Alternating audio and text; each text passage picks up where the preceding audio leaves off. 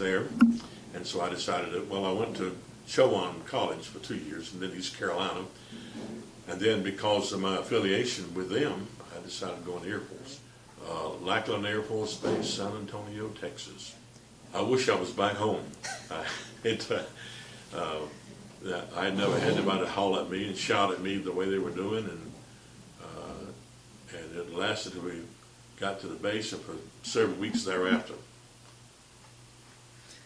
Once I adjusted to that life, things began to get better because as you learn, you know what to do. And when they say march, you march. And so, and when they say lights out, the lights are out. And you learn to adjust to that.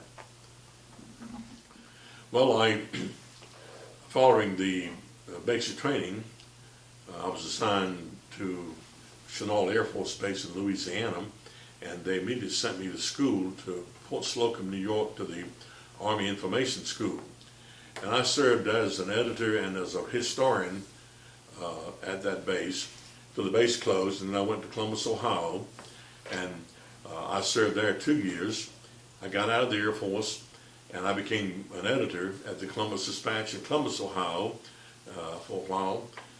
And with a friend of mine, who was in the National Guard, he taught me into going into the National Guard, and I was assigned to Moody Air Force Base in Georgia, and within 1 year I had my orders to Vietnam.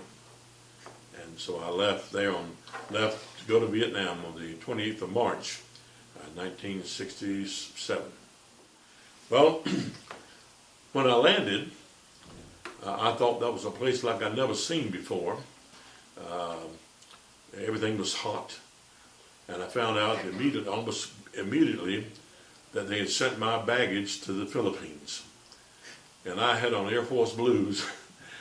And so I managed to buy a pair of fatigues from someone, and then they issued us combat fatigues and boots and everything, so it worked out good.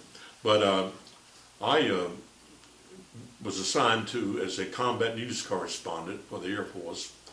I did a lot of work with the Army as they would call in airstrikes, and I would be with them, and I would record it from the Air Force's standpoint of bringing in a strike. And then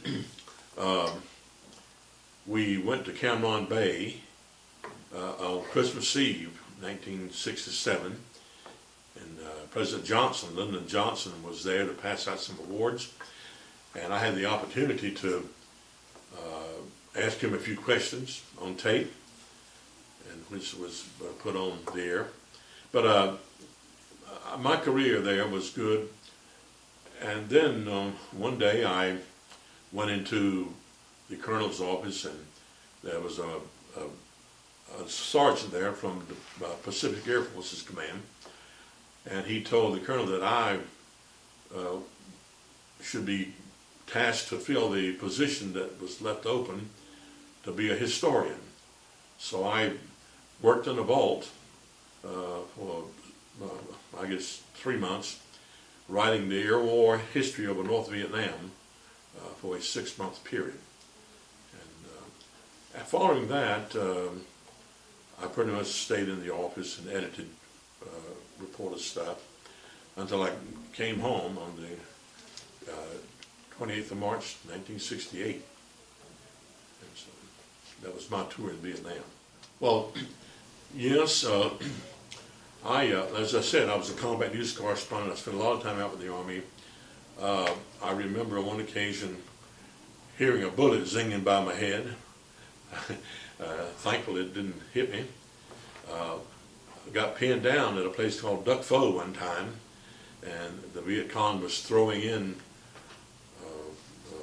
rockets using 122 millimeter, and there was a mountainside right next to where we were staying, and the Viet Cong, as well as the French before them and others, had planted mines in that hill, in that mountainside. And I was told that if one of those rockets hit that mountainside, all those things that were there, ammunition, would probably go off and blow us all off the map. But fortunately, I made it through it. And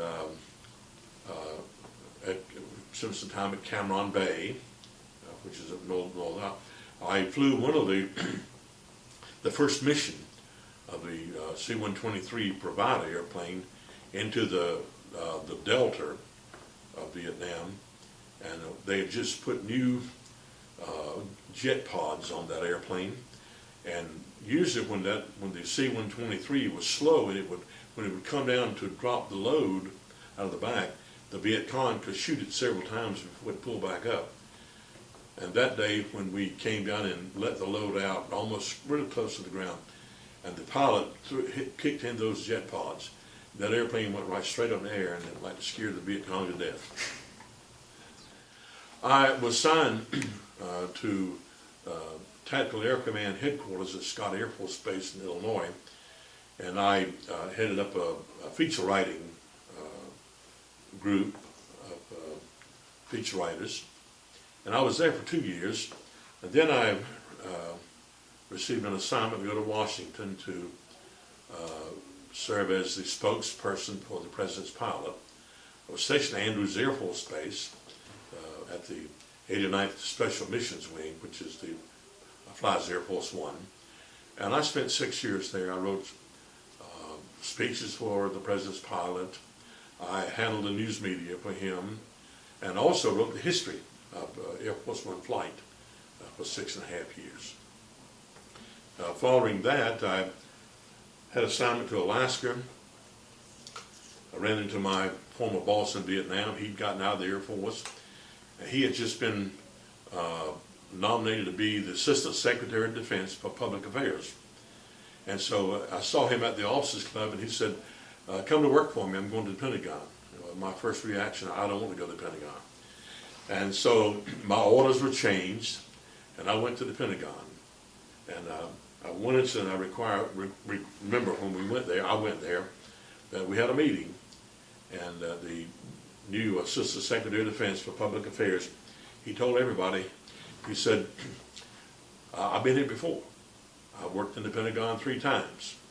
He said, there are a lot of skeletons in the Pentagon. He said, I had some skeletons myself. I left there.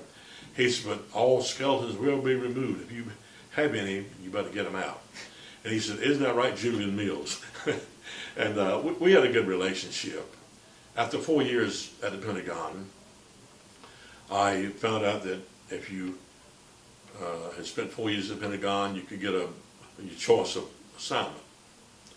So I talked to some people at the personnel headquarters and got assigned to Langley Air Force Base in Hampton, Virginia, where I spent my last 2 years as Chief of Community Relations Division. And then I worked on the Air Force Inspector General's team in inspecting bases in the public affairs area. And I retired from the Air Force in September 1, 1981. Oh, yes, sir. When I retired in 1981, I'd been pastoring small churches around the country while in the Air Force, and I went to Sulphur Springs Baptist Church in Warrenton, North Carolina, and went to Southeastern Seminary and got a master's degree. And then from there I went to